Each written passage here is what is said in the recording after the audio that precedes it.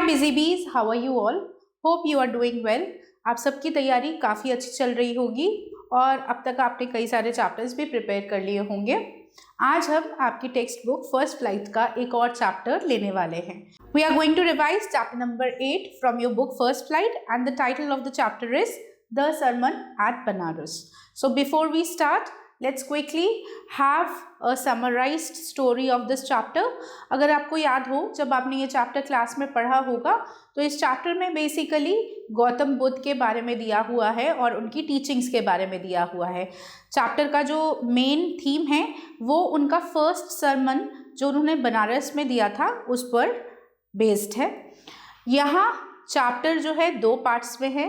दो पार्ट्स में मतलब स्टोरी जो है वो इनिशियली स्टार्ट हो रही है गौतम बुद्ध के लाइफ के बारे में। उनकी थोड़ी सी छोटी सी एक लाइफ हिस्ट्री दी गई है कि बुद्ध कौन थे, किस तरह से वो एक राज परिवार में पैदा हुए थे और फिर धीरे धीरे कैसे वो सन्यासी बन गए। और फिर चैप्टर में एक स्टोरी दिया हुआ है, there is a lady named Kisa Gotami who is grieving on the death of her son and she wants to revive her son at any cost. और इसी की वजह से वो बुद्ध के पास जाती हैं, राइट। तो बुद्ध उनको एक टास्क देते हैं, क्या वो ये टास्क पूरा कर पाती है? अगर आपने चैप्टर शुरू से पढ़ा है तो आपने देखा होगा कि चैप्टर स्टार्ट होता है गौतम बुद्ध की लाइफ हिस्ट्री से, जहाँ ये बताया गया है कि गौतम बुद्ध का जन्म जो है एक राज परिवार में हुआ था एंड उनका नाम सिद्धार्थ गौतम था। वो आम राजकुमारों की तरह ही बड़े हो रहे थे, बचपन से ही काफ़ी ज़्यादा काइंड एंड कंपैशनेट थे। उसके बाद उनकी स्कूलिंग हुई, स्कूलिंग के बाद उनकी शादी हो गई और शादी के कुछ सालों के बाद एक दिन अचानक वो कुछ इंसिडेंट्स हुए उनकी लाइफ में जिसकी वजह से वो सोच में पड़ गए। उन्होंने जब लोगों की सफ़रिंग को देखा, लोगों को सफ़र करते हुए देखा, एक बीमार आदमी को देखा, एक बूढ़े आदमी को देखा और एक डेड बॉडी को देखा, तो उनके लाइफ में अचानक से एक चेंज आया। उनके मन में कई सारा सवाल आ गए कि इतना दुख क्या है, क्या हम इस पीड़ा से बाहर नहीं निकल सकते, क्या हम अवॉइड नहीं कर सकते? और इन्हीं क्वेश्चंस की खोज में उन्होंने अपना घर परिवार त्याग दिया और जो है इन प्रश्नों के उत्तर ढूंढने चले गए। He started his journey to find the answers to these questions, and after spending many years finally he gained enlightenment that actually death is something that is unavoidable। आप किसी भी तरह से डेथ को एस्केप नहीं कर सकते, वो अल्टीमेट ट्रुथ है लाइफ का। And after realising, after he attained enlightenment, he finally delivered his first sermon at Banaras. यही उनका पहला सरमन था कि डेथ जो है, मृत्यु जो है, उसको कोई भी अवॉइड नहीं कर सकता, राइट। और इसी फैक्ट को एक बहुत ही ब्यूटीफुल तरीके से स्टोरी के रूप में समझाया गया है कि किस तरह से एक महिला जिनका नाम किसा गौतमी है वो बुद्ध के पास रोती हुई, दुखी होकर अपनी जो है यातना लेके पहुंची कि मेरा जो बेटा है उसकी डेथ हो गई है, उसकी मृत्यु हो गई है और किसी भी तरह मैं चाहती हूँ मेरा बेटा जिंदा हो जाए, मुझे मेरा बेटा वापस मिल जाए। बुद्ध ने डायरेक्टली किसा को कुछ नहीं कहा क्योंकि उन्हें पता था कि इस वक्त किसा किसी भी स्थिति में किसी भी बात को समझने की हालत में नहीं है। तो उन्होंने किसा को एक टास्क दे दिया। So what did he ask? He basically asked Kisa to go and get a handful of mustard seeds। उन्होंने कहा कि तुम इस शहर में जाओ और किसी भी एक घर से कुछ सरसों के दाने ले आओ और ऐसे घर से लाना जिस घर में आज तक किसी की मृत्यु ना हुई हो। Nobody has died in that particular house। किसा ने सोचा जितनी जल्दी वो ये टास्क पूरा करेंगी उतनी ही जल्दी शायद गौतम बुद्ध उनके बेटे को जीवित कर देंगे। तो वो जल्दी से जल्दी ऐसा एक घर ढूंढने निकल पड़ी। वो कई घरों में भटकती रही, हर घर में जाती, ऐसे ही सरसों के दाने मांगती। लोग उनकी मदद तो करना चाहते, लेकिन जैसे ही वो दूसरा सवाल पूछती कि आपके घर में किसी की मृत्यु तो नहीं हुई है, तो वो निराश हो जाती क्योंकि हर घर में किसी का बेटा, किसी के पिता, किसी के भाई, किसी की पत्नी, किसी की बेटी, कोई ना कोई कभी ना कभी डेथ बेड पे गया है। मतलब ऐसा कोई भी घर नहीं है जहाँ पर किसी की मृत्यु ना हुई हो और सभी अपने परिजनों को खोकर बहुत ज़्यादा दुखी हैं। They all are somewhere or the other have gone through this suffering and they know the pain, and that is why they could relate with Kissa also. Slowly and gradually, as the day passed and Kissa also went to a number of houses, finally she realized that she is not the only one who is suffering. वो अकेली नहीं है जो सफ़र कर रही है, बल्कि दुनिया में और भी कई लोग हैं, इनफैक्ट उससे भी ज़्यादा सफ़र करने वाले लोग भी हैं. There are people who are suffering more than Kissa herself. So she again went to Gautam Buddha and finally she declared that she has understood the actual mystery behind the teaching of Buddha, and she accepted that death is something that cannot be avoided. And Buddha also told her and explained her the situation that yes, it is very, very sad that she has lost somebody who was her hope. All right, but then she is not the only one suffering in this world. There are many people out there who are suffering more than her. So basically chapter का जो central theme है वो यही है कि किस तरीके से गौतम बुद्ध ने पहली बार बनारस में ये टीचिंग जो है लोगों में बांटी थी कि डेथ यानी मृत्यु को आप कभी भी अवॉइड नहीं सकते. अगर आपका जन्म हुआ है तो आप मृत्यु को प्राप्त भी होंगे, एक ना एक दिन आपको मरना ही होगा. Alright, so I hope children आपको याद आ गया होगा कि चैप्टर किस बारे में था. आइए अब जल्दी से इसके कुछ इंपॉर्टेंट क्वेश्चंस को एक बार देख लेते हैं.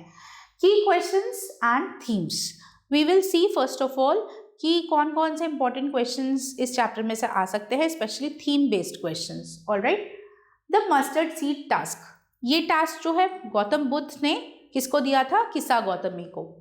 Why did Buddha ask Kissa Gautami to find mustard seeds from a house where no one had died? So as we have read this chapter कि किस्सा जो है वो बहुत दुखी थी, परेशान थी, रोते हुए वो बुद्ध के पास पहुंची. She wanted to revive her dead सन.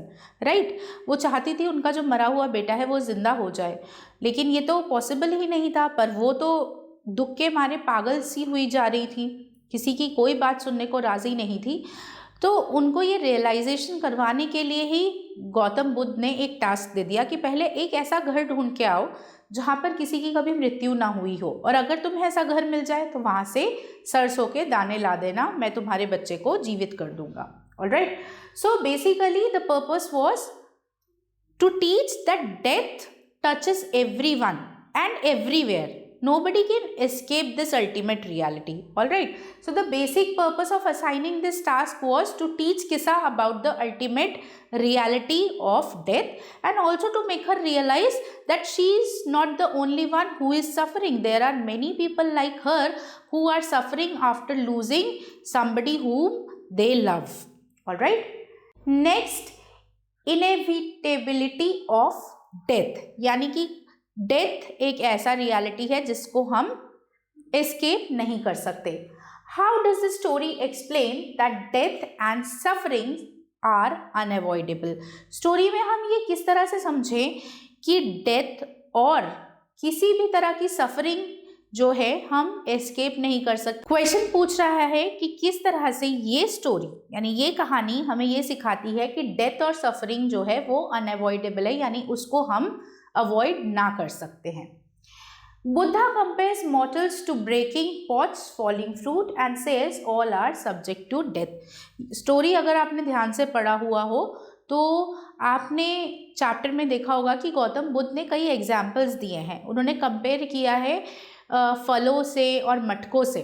ठीक है, कि किस तरह से जो है फल जो कि धीरे धीरे बीज से फल में परिवर्तित होता है, वो फल भी पकने के बाद एक ना एक बार वो गिर ही जाता है. जब वो पूरी तरह से पक जाता है तो फाइनली वो टूट के डाली से अलग ही हो जाता है ना. इसी तरह से जो पॉट है, एक कुम्हार जो है एक मटके को, एक घड़े को कितनी नाजुक तरीके से बनाता है, बहुत ध्यान से उसको धीरे धीरे धीरे धीरे बनाता है, लेकिन एक ना एक दिन वो पॉट जो है कहीं ना कहीं ब्रेक हो ही जाता है.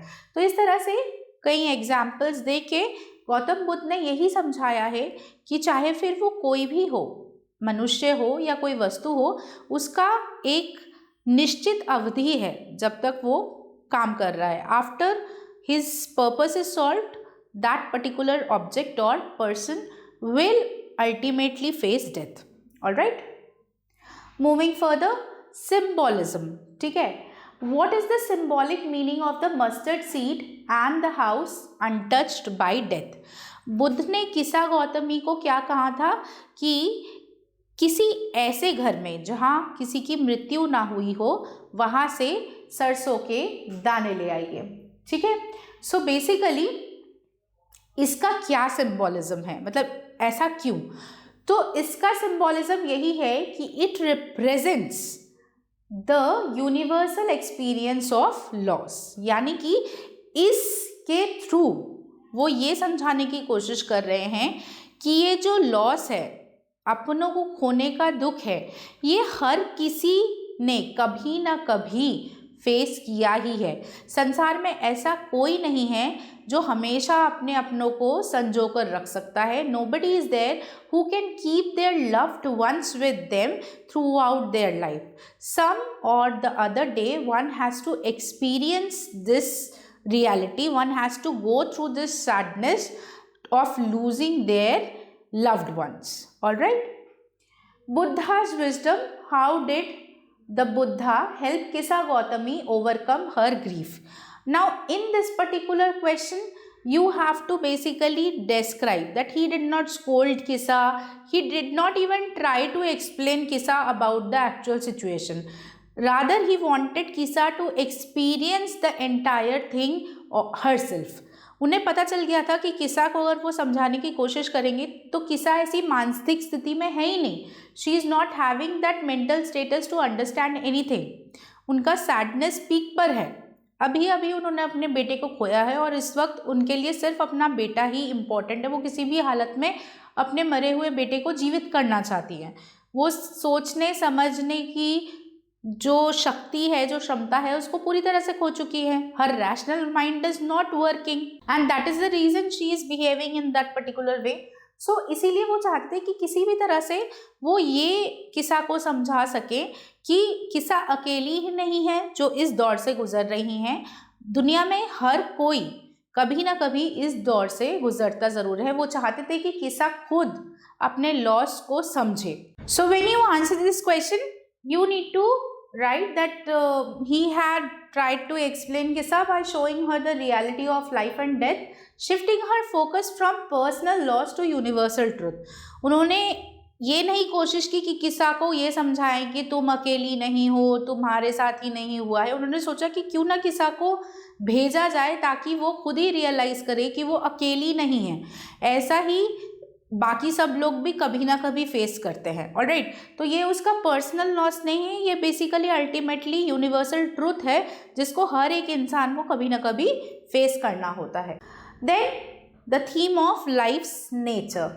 What does the Buddha say about the nature of the world and human life? So according to Buddha, the world is full of suffering. So when you answer this question, you will answer like this, that life itself is full of suffering, diseases and death is the ultimate reality. Nobody can escape it. And you can also show the comparison. Alright, Buddha had compared the ripe fruit with human life. So you can compare like that life is basically fleeting like a ripe fruit. जैसे एक पका हुआ फल जो है एक time के बाद अपनी जड़ों से अलग हो जाता है. जड़ों से अलग होने का मतलब ही निर्जीव है. जब वो पेड़ पे जब तक है वो जीवित है, उसके बाद तो वो निर्जीव है, गिर जाएगा अगर फल से, है ना. पकने के बाद वो गिर जाता है पेड़ से. सो दैट इज़ वाई उसी तरह से ह्यूमन लाइफ भी कहीं ना कहीं डिजीज़ से जूझ रही है, सफरिंग से जूझ रही है. एंड अल्टीमेटली डेथ जो है उसको हम अवॉइड कर नहीं सकते, कभी ना कभी तो उसको हमें फेस करना ही पड़ेगा.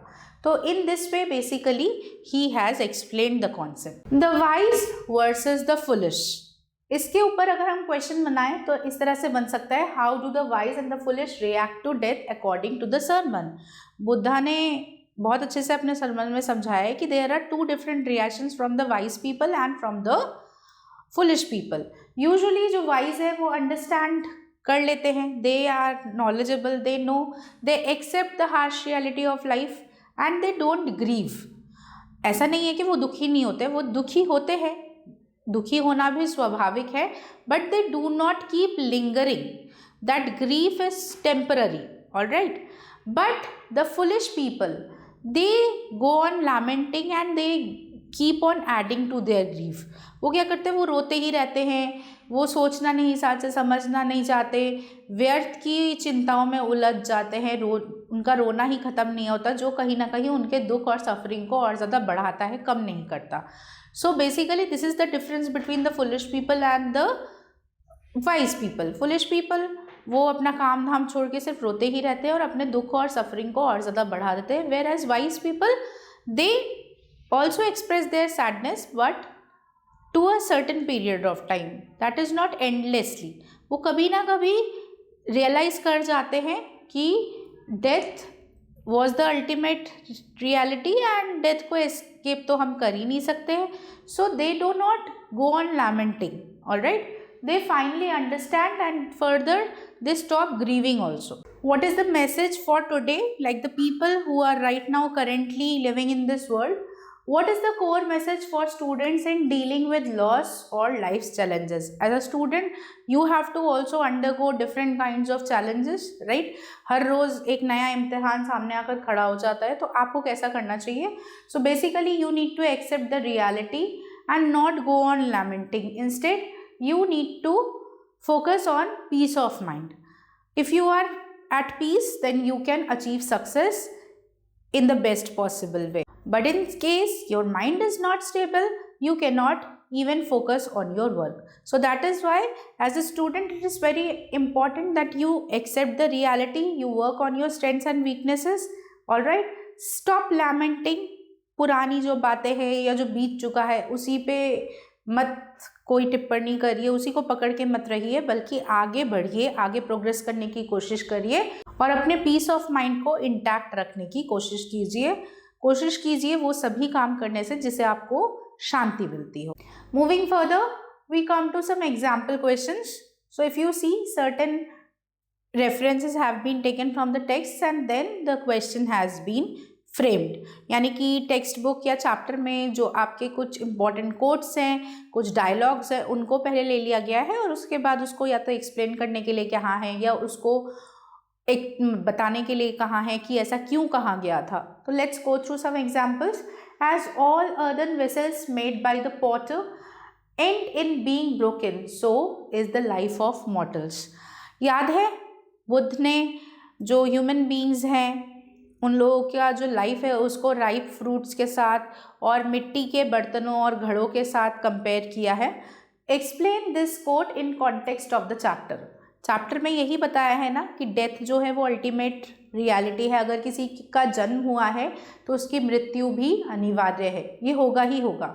जो चीज़ शुरू हुई है वो चीज़ ख़त्म भी होगी, है ना. सो इसी चीज़ को समझाते हुए बुद्ध ने एग्जाम्पल लिया है किस चीज़ का, जितने भी अर्दन वेसल्स हैं, यानी कि जो भी मिट्टी के बर्तन एक कुम्हार गढ़ता है, वो बनाता है, एक ना एक दिन वो क्या हो जाते हैं, टूट ही जाते हैं और टूटने के बाद क्या हो जाते हैं, वापस मिट्टी ही बन जाते हैं, राइट. वो हमेशा एक जैसे तो नहीं रहते. सिमिलरली ह्यूमन लाइफ भी बिल्कुल वैसा ही है. ह्यूमन बींग्स भी एक जैसे नहीं रह सकते, एक ना एक दिन उनके जीवन का भी अंत होना ही है. क्लियर है. He who has overcome all sorrow becomes free from sorrow. How does the story illustrate this? Very simple. See, in the story it is clearly mentioned किसा को क्या काम दिया था, what did Buddha assign. So to answer this question you have to simply write that Buddha has emphasized on the fact that one does not have to go on lamenting on grief. ठीक है, अगर हम दुख से ही घिरे रहेंगे और बार बार अपनी दुखी चीज़ों को ही याद करेंगे तो फिर हम कभी भी उस दुख दर्द से वापस नहीं आ सकते. वो हमारे दर्द को और ज़्यादा बढ़ाएगा या फिर हमें बीमार ही करेगा. तो अल्टीमेटली हमें अगर दुख से बाहर आना है तो हमें दुखी एटमॉस्फेयर से भी बाहर आना होगा. हमें जिस चीज़ से हमें दुख पहुंचता हो उस चीज़ को धीरे धीरे भूलना होगा. That is the most important thing. If you accept the harsh reality कि दुख एक ऐसी चीज़ है जिसको आप अवॉइड नहीं कर सकते, किसी ना किसी फॉर्म में दुख जो है वो आपको कभी ना कभी आएगा ही आपकी लाइफ में, वो उसका आमना सामना आप कभी ना कभी लाइफ में करना ही है। You have to face the sorrows, ठीक है, and you have to undergo sorrows, pain, sufferings. These are a part of life. You cannot escape these. So the moment you realize and start accepting them, then your mind will be at peace, and once you attain that peace, you will win over the grief and sorrows, and definitely can lead a much more healthier and happier life. Okay. Then the next question is, what did Kisa Gautami realize by the end of the story? She finally realized that she is not only the one who is grieving for her son's death. Rather, she is not the only person who is suffering. Everybody else in the world is suffering in some or the other way. Some may be suffering less or some may be suffering more, but nobody can escape this ultimate truth. Alright, death is something that is inevitable, and everybody has to face this truth some or the other day. So children, I hope that you have understood what kind of questions can come from this particular chapter. किस तरह के questions इस chapter में से आ सकते हैं, और chapter का main theme क्या है, central focus किस चीज़ पे है, वो भी आप समझ गए होंगे। तो अच्छे से अपनी तैयारी कीजिए। Again, I will recommend that you read this chapter once again, क्योंकि कई बार छोटी छोटी जगहों से भी क्वेश्चंस आ जाते हैं। चैप्टर पढ़ना इसीलिए और भी इम्पॉर्टेंट हो जाता है, क्योंकि कई बार चैप्टर के बीच में से स्टेटमेंट्स या कोट्स उठा के भी क्वेश्चंस पूछे जाते हैं। तो आप अगर चैप्टर को अच्छे से रीड करेंगे तभी आप उसे बेहतर तरीके से आंसर कर पाएंगे। So with this we are done with today session. I will meet you again with another chapter from your text book. Till then keep on studying and keep practicing.